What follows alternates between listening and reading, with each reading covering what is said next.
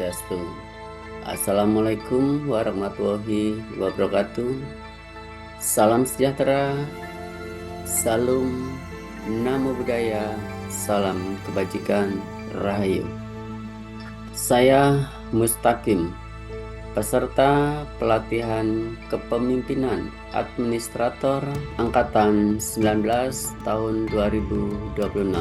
Kesempatan ini saya akan memaparkan tugas terkait dengan analisa program prioritas pada Satuan Kerja Bima Sindu Kantor Wilayah Kementerian Agama Provinsi Riau beserta pisau analisis kuadran stakeholder dan jejaring kinerja.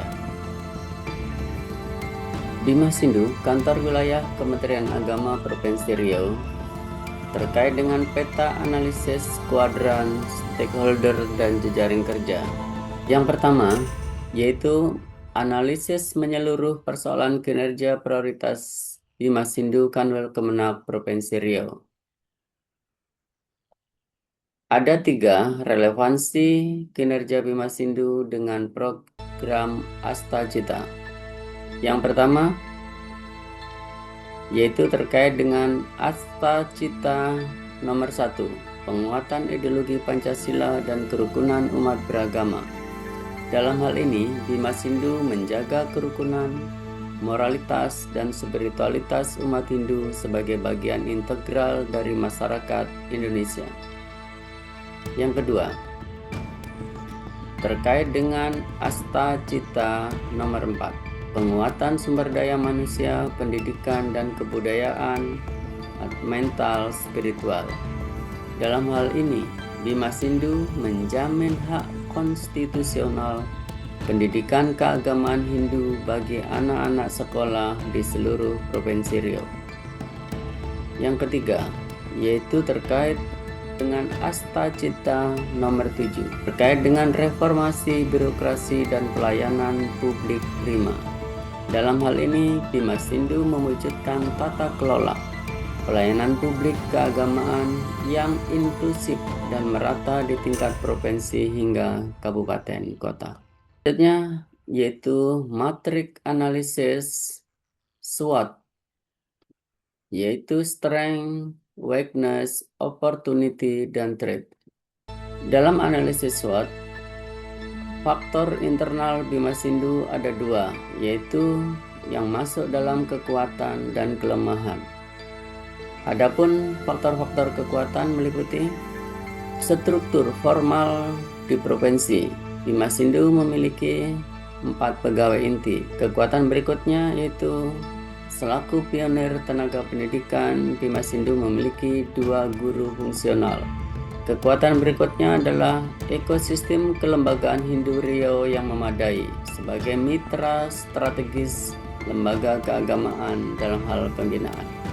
Faktor internal yang masuk dalam kelemahan terdiri dari 1. Kurangnya sumber daya, terutama adalah sumber daya kritikal, yaitu tidak ada penyelenggara di kabupaten kota, tidak ada penyuluh agama Hindu yang dimiliki oleh Bima Sindu, dan hanya 2 guru untuk seprovinsi Riau. Yang kedua, ketiadaan dukungan anggaran operasional. Kelemahan yang ketiga, belum terbangunnya jaringan komunikasi terintegrasi. Selanjutnya, faktor eksternal yang ada di Bima Sindu yaitu masuk dalam opportunity sebagai peluang dan juga dalam kelompok threats atau ancaman. Yang masuk dalam peluang adalah 1. Komitmen politik Astacita. Peluang yang kedua, sinergi dan pembinaan berbasis komunitas. Yang ketiga, pemanfaatan teknologi dan layanan digital. Sarana digital, platform daring menjangkau 12 kabupaten kota. Selanjutnya, yang masuk dalam kategori ancaman yang ada di Satker Bima Sindu adalah sebagai berikut. Pertama, risiko umat tidak terlayani berkepanjangan. Yang kedua, degradasi kualitas moral dan edukasi keagamaan. Kemudian yang ketiga, erosi kepercayaan publik. Kemudian persoalan-persoalan kinerja prioritas yang perlu ditingkatkan ada 4. Yang pertama, kritisnya daya jangkau pelayanan publik keagamaan di tingkat kabupaten kota. Yang kedua, rendahnya aksesibilitas pendidikan agama Hindu secara formal. Yang ketiga, adanya stagnasi bimbingan dan penyuluhan lapangan. Yang keempat, lemahnya tata kelola kemitraan dan sinergi kelembagaan. Berikutnya disajikan yaitu matriks strategi pemecahan masalah. Ada 4 strategi dari analisis SWOT yang didapatkan, yaitu strategi antara kelemahan dengan peluang, kekuatan dengan peluang, kemudian kekuatan dengan ancaman, dan kelemahan dengan ancaman. Strategi weakness dan opportunity, mengusulkan formasi sumber daya manusia prioritas. Yang kedua, membentuk forum sinergi Bimas dan Ormas Hindu Riau. Berikutnya, strategi kekuatan dan peluang. Yang bisa dilakukan yaitu mengoptimalkan 4 pegawai Kanwil sebagai tim akselerasi digitalisasi. Yang kedua, memfungsikan 2 guru agama sebagai koordinator penggerak kurikulum pasraman non-formal. Kemudian yang ketiga, strategi kekuatan dan ancaman. Hal yang bisa dilakukan yaitu menggalang partisipasi dan dukungan swadaya masyarakat, yayasan, pengurus pura Jaganata guna menjaga kesinambungan kegiatan spiritual dan keagamaan tanpa bergantung penuh pada anggaran DIPA. Strategi yang keempat yaitu memadukan antara kelemahan dan ancaman. Strategi ini yang bisa dilakukan adalah merancang mekanisme pelayanan terpadu berbasis zonasi atau daring guna meminimalisir dampak ketidakhadiran fisik pejabat Bimas Hindu di 12 kabupaten kota. Sebagai rencana tindak lanjut atau action plan-nya adalah sebagai berikut. Peta analisis dan analisis jabatan, kemudian konsolidasi kelembagaan dan inovasi program. Selanjutnya langkah konkretnya adalah sebagai berikut. Dalam peta anjak dan anjak, menyusun analisis jabatan dan analisis beban kerja kebutuhan penyuluh penyelenggara kabupaten kota. Konsolidasi kelembagaan dilakukan dengan langkah konkret yaitu mengundang semua lembaga-lembaga yang ada. Dalam inovasi program, langkah konkretnya mengembangkan pasraman daring dan program penyiaran Hindu.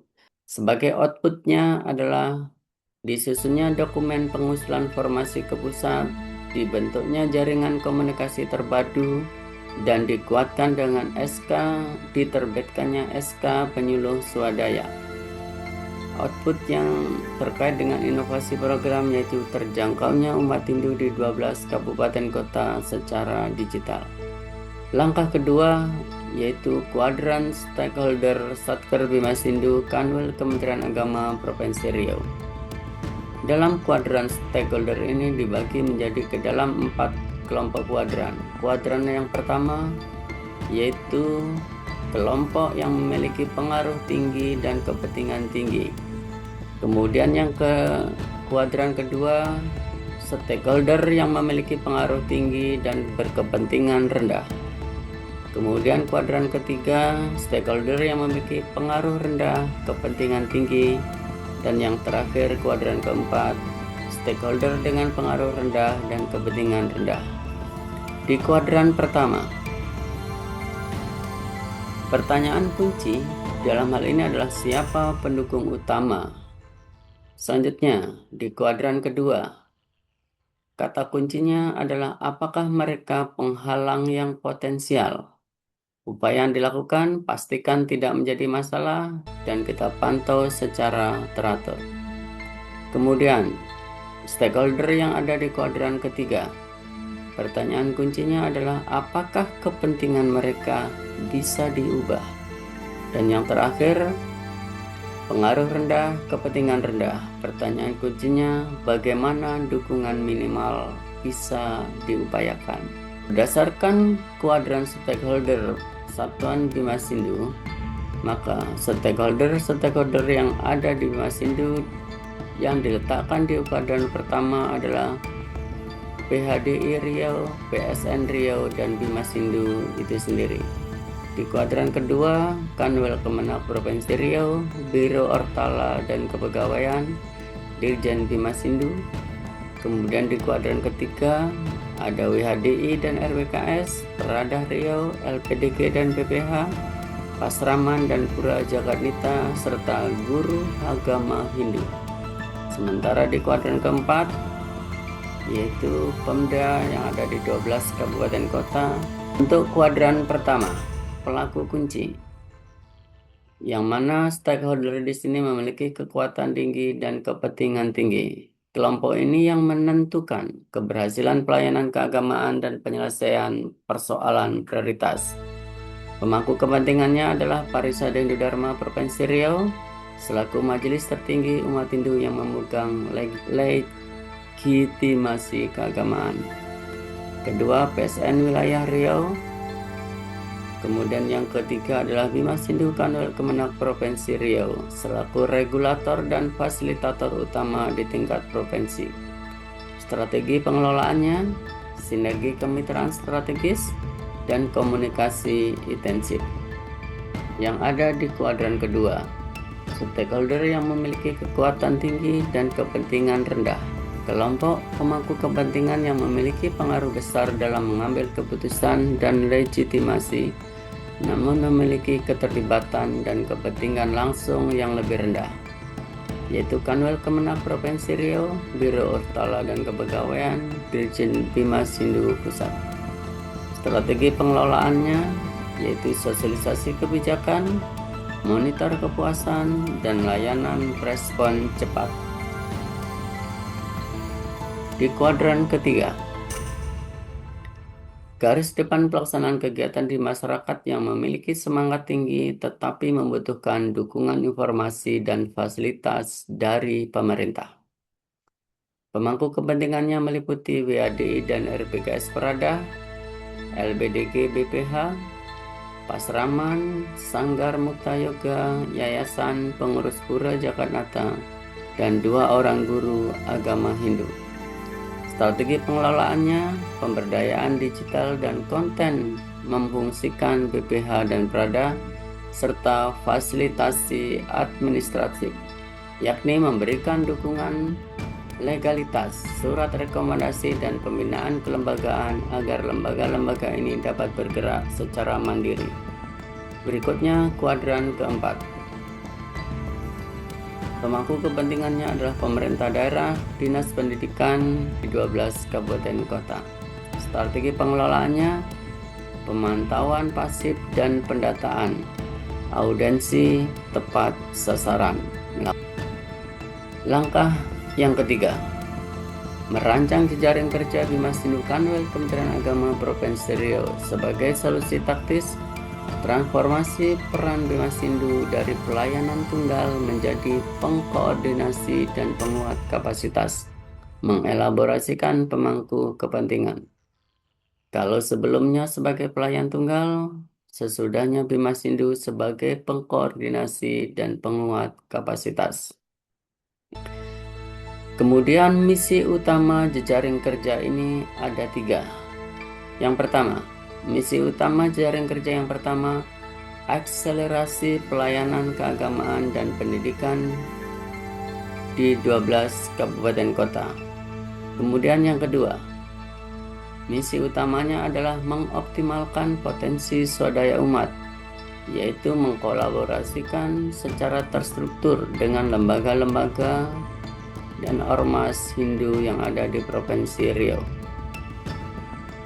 Yang ketiga, Misi yang utama yang ketiga mewujudkan tata kelola layanan inklusif sejalan dengan nilai-nilai Asta Cita. Jejaring kerja Bimasindu, Kanwil Kementerian Agama Provinsi Riau sebagai berikut. Bimasindu, Kanwil Kementerian Agama Provinsi Riau sebagai pengambil kebijakan dan pengembangan. Berkoordinasi dengan lembaga keagamaan dalam ini PHDI, WHDI, Prada, dan PSN dalam hal regulasi keumatan, edukasi lintas generasi, dan kepemimpinan ritual. Yang kedua, mengkoordinasikan dengan lembaga operasional dan mitigasi sosial. Dalam hal ini adalah Pasraman, RBKS, LBDG, PPH. Dalam hal edukasi usia dini dan keluarga, siar publik, dan seni budaya. Selanjutnya ketiga, ini melakukan koordinasi ke lembaga kewilayahan dan infrastruktur basis umat, yaitu pengurus pura, yayasan, sanggar mukta yoga sebagai penyedia fasilitas dan sarana pelaksana teknis operasional. Sajian berikutnya adalah matrik peran dan bentuk kolaborasi antar elemen sinergi strategis. Dua kelompok yang pertama yakni Bimasindu Kanwil Kementerian Agama Provinsi Riau sebagai hub atau pusat Parisada Hindu Dharma dan PSN. Peran utama sebagai fasilitator, regulator, dan evaluator. PHDI dan PSN membantu penetapan jadwal pembinaan ke daerah. Bentuk kolaborasinya mengeluarkan surat keputusan legitimasi penyuluh swadaya, menyusun standar materi pembinaan, dan advokasi formasi pegawai ke pusat. Untuk Parisada dan PSN, penugasan Pinandita Sadaka untuk pelayanan keagamaan di pura atau kelompok umat di 12 kabupaten kota. Saluran interaksinya, rapat koordinasi wilayah, WA Group, komunikasi keagamaan Hindu Riau. Selanjutnya, dua kelompok berikutnya adalah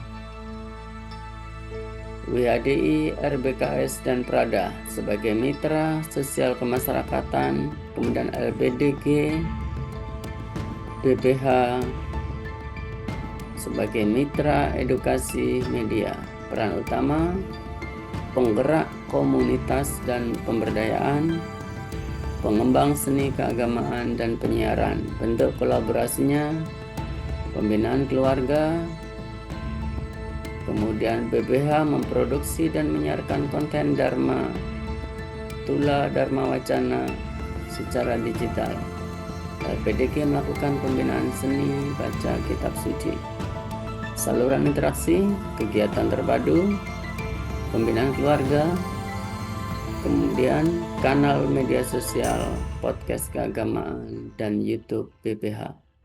Kelompok 2 berikutnya Pasraman, Sanggar, Yayasan, dan Pura, guru agama Hindu yang ada di Rohil dan Siak. Peran utama, basis pelaksana pendidikan kegiatan, koordinator pendidik wilayah. Bentuk kolaborasinya, memfasilitasi tempat belajar pasraman non-formal sebagai pusat kegiatan literasi dan spiritual umat. Kemudian untuk 2 guru menjadi suite meter expert bagi pengajar pasraman non-formal sebagai tenaga handal yang menghubungkan guru-guru pasraman yang ada di daerah yang tidak ada guru PNS-nya. Kemudian mengkoordinasikan pendataan siswa Hindu se-Riau. Saluran interaksinya, pos bimbingan keagamaan, kelompok kerja guru. Selanjutnya, sebagai indikator keberhasilan jejaring kerja Bimasindu ada 4, yaitu 1. Tersampaikannya akses pembinaan keagamaan ke 12 kabupaten kota, yaitu peningkatan jumlah umat Hindu di kabupaten kota yang mendapatkan akses pembinaan langsung atau digital. Yang kedua, keaktifan forum komunikasi lembaga dan ormas forum komunikasi, terwujudnya WhatsApp grup resmi yang aktif dan koordinasi periodik, adanya kesempatan sinergi program Asta Cita. Yang ketiga, meningkatnya partisipasi umat secara swadaya. Kemudian indikator berikutnya adalah menguatnya kemandirian lembaga keagamaan. Yang keempat, indikator keberhasilan dilihat dari cakupan pasraman non-formal terpadu, terbentuknya standar kurikulum pasraman non-formal, peningkatan jumlah siswa Hindu di pasraman non-formal. Demikian tadi pemaparan dari tugas saya, Mustaqim, selaku Bimas Hindu Kantor Wilayah Kementerian Agama Provinsi Riau, peserta pelatihan kepemimpinan administrator Angkatan 19 tahun 2026. Sekian, terima kasih. Om Santi, Santi, Santi Om. Wassalamualaikum warahmatullahi wabarakatuh. Salam sejahtera, salam, sadu, sadu, sadu, rahayu, salam kebajikan.